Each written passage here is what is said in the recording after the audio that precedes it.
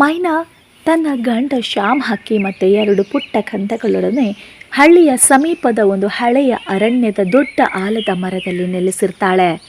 ದಿನ ಪೂರ್ತಿ ಪಟಪಟ ಮಾತಾಡ್ತಾ ಎಲ್ಲಿಗೆ ಹೋಗಿದ್ರೂ ಉತ್ಸಾಹ ತುಂಬಿದ್ದ ಮೈನಾ ತನ್ನ ಕುಟುಂಬದೊಂದಿಗೆ ಸಂತೋಷವಾಗಿ ಕಾಲ ಕಳೀತಾ ಇದ್ಲು.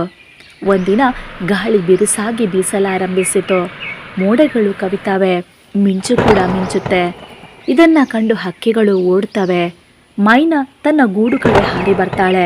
ಮಳೆ ಬರುವ ಮುನ್ನವೇ ಗೂಡಿಗೆ ಎಲೆ ಕೊಂಬೆ ಸೇರಿಸಿ ಅದರ ಮೇಲೆ ಮುಚ್ಚುವಂತೆ ಸಿದ್ಧಪಡಿಸ್ತಾಳೆ. ಅವಳ ಗಂಡ ಶ್ಯಾಮ್ ಹಕ್ಕಿ ಮಕ್ಕಳಿಗೆ ಆಹಾರ ತರಲು ಹೊರಟಿದ್ದ. ಹನಿ ಹನಿ ಮಳೆ ಆರಂಭ ಆಯಿತು. ಮರದ ಎಲೆಗಳಿಂದ ಹರಿದು ಬರುವ ಹಿಮಹನಿಗಳು ಮೈನಾ ಹಕ್ಕಿಯ ಪುಟ್ಟ ಮಕ್ಕಳ ಕೆನ್ನೆ ಮೇಲೆ ಬೀಳ್ತಾ ಇದ್ವು. ಮಕ್ಕಳು ಮೊದಲ ಬಾರಿಗೆ ಇಂತಹ ಮಳೆ ನೋಡಿದರೆ ಎಂತಹ ಸಂತೋಷ. ಅವರು ಮಳೆ ಹನಿಗಳನ್ನು ಕಂಡು ಖುಷಿಯಿಂದ ಕೂಗ್ತಾ ಇದ್ವು. ಅಷ್ಟರಲ್ಲಿ ಶ್ಯಾಮ್ ಹಕ್ಕಿ ಬಂದು ಕೀಟ ಹಣ್ಣುಗಳನ್ನು ಹಿಡಿದು ತಂದಿರ್ತಾನೆ. ಎಲ್ಲರೂ ಗೂಡಿನಲ್ಲಿ ಕೂತು ಮಳೆಯ ಸಂಗೀತ ಕೇಳ್ತಾ ಊಟವನ್ನು ಮಾಡ್ತಾರೆ. ಮೈನಾ ಹಕ್ಕಿ ಮಕ್ಕಳಿಗೆ ಹೇಳ್ತಾಳೆ, ಈ ಮಳೆ ನಮ್ಮನ್ನು ತಂಪು ಮಾಡುತ್ತೆ, ಆದರೆ ಗೂಡನ್ನು ಸರಿಯಾಗಿ ತಯಾರಿಸದೇ ಇದ್ದರೆ ನಾವು ನೆನೆದು ಹೋಗ್ತಿದ್ವಿ. ಆದ್ದರಿಂದ ಜೀವನದಲ್ಲಿ ಯಾವಾಗಲೂ ಸಮಯಕ್ಕೆ ಸರಿಯಾಗಿ ಕೆಲಸವನ್ನು ಮಾಡಬೇಕು.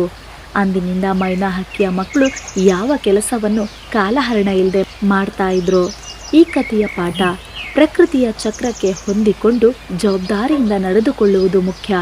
ಮಳೆ ಅಂದರೆ ಕೇವಲ ತಂಪು ಅಲ್ಲ, ಅದು ಬದುಕಿನ ಪರೀಕ್ಷೆಯೂ ಹೌದು.